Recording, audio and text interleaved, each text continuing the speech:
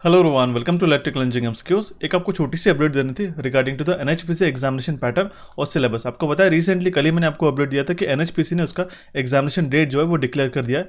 4, 5 और 6 तारीख का आपका एग्जामिनेशन है। ठीक है, पर्टिकुलरली इलेक्ट्रिकल इंजीनियरिंग के स्टूडेंट्स को बात करूँ तो 5 अप्रैल को आपका एग्जामिनेशन शेड्यूल है। अब ये तो बात होगी आपके एग्जामिनेशन डेट को लेकर, कुछ ही दिनों में आपका पेपर है आपके पास। हालांकि अगर हम लोग आज से काउंट करते तो सिर्फ 20 डेज आपके पास रिमेनिंग है। ठीक है, अभी एक चीज़ कन्फ्यूजन में है, काफ़ी सारे स्टूडेंट ने हमें पर्सनली कॉन्टैक्ट करके चीज़ पूछी कि एग्जामिनेशन पैटर्न और सिलेबस में काफ़ी डिफरेंस है। ठीक है, और क्या पढ़ना है आपको और क्या नहीं पढ़ना है, ये मैं आपको आज के इस छोटे से अपडेट में बताने वाला हूँ। ठीक है, एग्जामिनेशन पैटर्न अगर हम लोग देख लेते हैं तो यहाँ पे आप देख सकते हो 3 आवर्स का आपका पेपर रहने वाला है। 200 मार्क्स है यहाँ पे, हिंदी और इंग्लिश के बायलिंगुअल आपका पेपर रहने वाला है। ठीक है, 180 मिनट्स का। अब आपको जेई सिविल इलेक्ट्रिकल मैकेनिकल के जो 200 क्वेश्चन है, तो जो जनरल अवेयरनेस के 30 क्वेश्चन रहने का और 30 क्वेश्चन जो रीजनिंग है, ये तो आपका क्लियर हो गया। अब मेन जो कन्फ्यूजन स्टार्ट होता है कि जहाँ पे 140 क्वेश्चन पूछे गए ऑफ अ कंसर्न डिसिप्लिन। यहाँ पे मैं आपको स्क्रीन क्लिपिंग भी दिखाता हूँ, एनएचपीसी ने जो उनको ऑफिशियल अपडेट दिया था। ठीक है, यहाँ पे आप देख सकते हो 200 मार्क्स का जो पेपर है। ठीक है, इसमें आपको क्या बोला गया है कि अगर आप इलेक्ट्रिकल के स्टूडेंट हो तो कंसर्न डिसिप्लिन के आपके 140 क्वेश्चन पूछे जाएंगे। ठीक है, लेकिन यहाँ तक तो ये चीज़ें क्लियर है। लेकिन जिन्होंने अभी अभी रिसेंटली जो एनएचपीसी ने ऑफिशियल सिलेबस अपडेट किया था उसमें जो जनरल इंजीनियरिंग में मेंशन किया है, मैं आपको वो चीज़ दिखा देता हूँ। ठीक है, तो यहाँ पे आप देख सकते हो junior engineer civil mechanical electrical examination. अभी एक चीज़ बता दूं कि ये जो कंप्लीटली सिलेबस है गाइस, ये कंप्लीटली एसएससी का कॉपी किया हुआ सिलेबस है। ठीक है, आप देख सकते हो। ठीक है, मैं यहाँ पे स्क्रॉल डाउन कर देता हूँ उसको। ओके, ये कंप्लीटली जो सिलेबस है ये एसएससी जेई का सिलेबस है आपका। इसमें आपको कन्फ्यूजन होने की कोई ज़रूरत नहीं है। ठीक है, यहाँ पे क्या बोला गया है, इंडिकेटिव सिलेबस है junior engineer civil mechanical electrical का। और जो भी स्टैंडर्ड रहने वाला है आपका, ठीक है, वो रहेगा as per the diploma level, diploma in engineering civil mechanical and electrical. ठीक है, फ्रॉम अ रिकॉग्नाइज्ड इंस्टीट्यूट। जो भी आपका स्टैंडर्ड जेई का सिलेबस होता है वो मैंने आपको ऑलरेडी बता दिया था, उसके अकॉर्डिंगली रहने वाला है। अब आपको सेक्शन 1 में क्या रहने वाला है, जनरल इंटेलिजेंस और रीजनिंग। यहाँ पे सारे टॉपिक्स मेंशन करके रखे, इसको आप अच्छी तरीके से कर लेना। इसका किस तरीके से मॉडल क्वेश्चन पेपर है वो भी मैं आपको बताने वाला हूँ, उसके लिए बने रहिएगा। जनरल अवेयरनेस के ये सारे टॉपिक्स रहने के, जिसमें हमारे पास में history, culture, geography, economics, science, general polity, ये सारी चीज़ें रहने वाली है।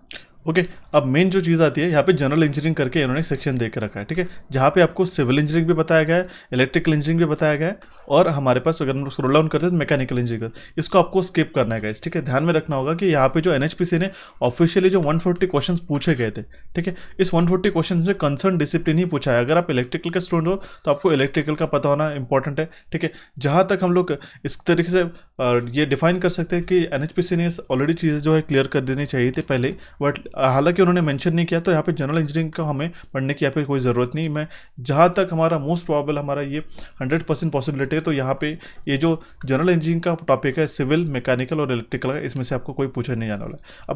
अब आपको क्या पूछा जाएगा कि जो आपका सेक्शन 4 है, उन्होंने क्या बताया कि यहाँ पे देखिए ब्रांच सिविल का है यहाँ पे। ठीक है, ये सिविल का सिलेबस है।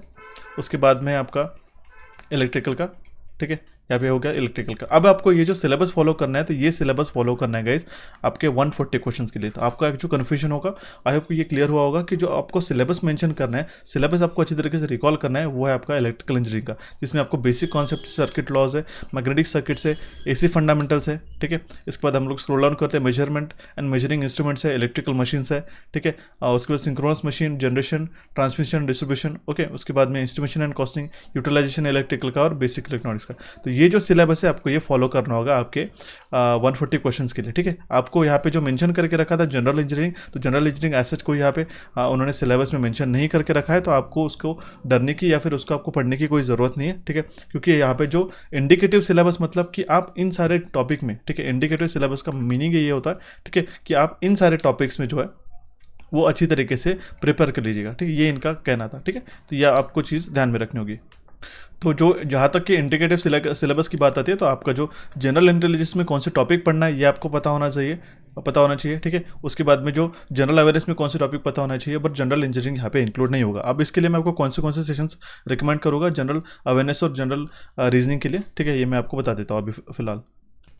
ठीक है। तो आई होप आपको ये जो डाउट है आपका ये क्लियर हुआ होगा कि आपको जो कंसर्न डिसिप्लिन है जो मैंने आपको सिलेबस मेंशन किया था उसी के अकॉर्डिंगली आपको फॉलो करना पड़ेगा। जब जनरल इंजीनियरिंग यहाँ पे मेंशन करके रखा है उन्होंने ये चीज़ क्लियर कर देनी चाहिए थी कि आपको इतना इतना टॉपिक पढ़ना है, उन्होंने जस्ट सिलेबस जो है आपको PDF एज अ अपलोड करके रख दिया। ठीक है, तो जो जनरल इंजीनियरिंग करके यहाँ पे हमें कोई भी चीज़ पढ़नी नहीं है, आपको इस चीज़ की मैं आशा दिलाता हूँ। ठीक है, अभी मैं आपको बता दूँ कि अगर आपको नॉन टेक्निकल प्रिपेयर करना होगा तो कोचिफाई चैनल के ऊपर ऑलरेडी ये चीज़ें हमारे पास अपलोडेड है। जो टॉप 60 MCQ का मॉडल क्वेश्चन पेपर है, इसमें आपको जनरल अवेयरनेस के क्वेश्चन काफ़ी इंपॉर्टेंट टेबल्स और चार्ट के साथ मेंशन करके रखे, काफ़ी पॉपुलर सा सेशन है, अगर डायरेक्टली सर्च करते हो तो भी आपको ये मिल जाएगा। उसी के बाद उसका नेक्स्ट जो सक्सेसर सेशन है नॉन टेक्निकल मैराथन, ये NHPC के लिए हिस्ट्री, ज्योग्राफी और पॉलिटी साइंस का जो जीके है एडवांस लेवल है, ये भी आप उसको रिकमेंड कर सकते हो। ये दोनों सेशंस काफ़ी इंपॉर्टेंट है गाइस। 20 डेज में आपको इतना टाइम आपके पास बचा नहीं होगा, आपके रिकॉल करना है, रिविजन करना है, इसके लिए काफ़ी इंपॉर्टेंट सेशंस है। ठीक है, इसके बाद आपको बता दूं कि जनरल अवेयरनेस का जो ई बुक है ये आपको गो थ्रू कर लेना होगा। काफ़ी सारे स्टूडेंट ने उसको ऑलरेडी परचेस कर चुके हैं,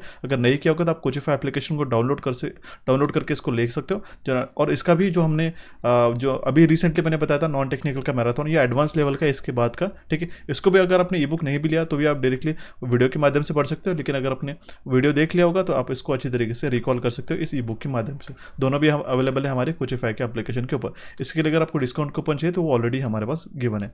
साथ साथ बताना चाहता हूँ कि NHPC के लिए जो प्रीवियसली जो एक रिक्रूटमेंट कैंसिल हुआ था उसके लिए हमने एक NHPC का जो अकॉर्डिंग टू द सिलेबस हमने जो सीरीज स्टार्ट की थी, जिससे इलेक्ट्रिकल बेसिक्स हो गया, सर्किट लॉ और मैग्नेटिक सर्किट के 2 हमारे सेशंस हो चुके थे। अभी आपका 20 डेज बचा है तो हम लोग ट्राई करेंगे कि जो आपका सिलेबस है वो कंप्लीटली डिस्कस कर लेंगे as per there syllabus topic mention. ठीक है, तो जो भी सिलेबस हमारे पास में नया NHPC ने प्रोवाइड किया उसके अकॉर्डिंगली हम लोग टॉपिक वाइज, जैसे हमने इलेक्ट्रिकल बेसिक्स कवर कर लिया, सर्किट लॉ और मैग्नेटिक सर्किट्स डिस्कस कर लिया, उसी तरीके से बाद में DC मशीन्स हो गया, इलेक्ट्रॉनिक्स मेजरमेंट, ये सारी चीज़ें कर लेंगे, उसके top most important question.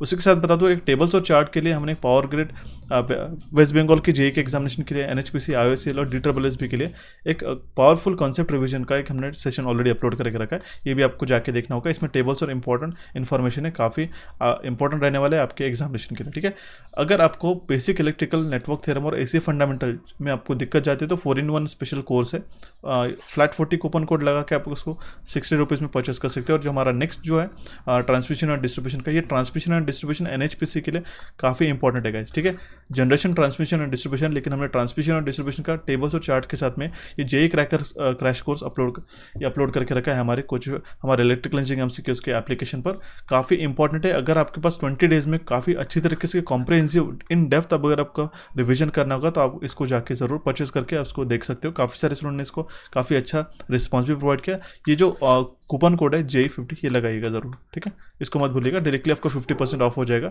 NHPC के लिए, NHPC के एग्जामिनेशन को देखते हुए हमने कूपन कोड आपके लिए और एक्सटेंड कर दिया। ठीक है, तो आपको इन सबको फॉलो करना होगा।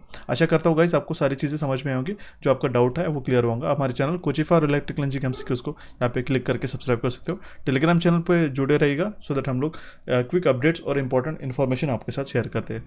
कोई भी आपको दिक्कत आती है तो मुझे कमेंट बॉक्स के माध्यम से कमेंट करिएगा। So guys, thanks for watching this session, have a nice day.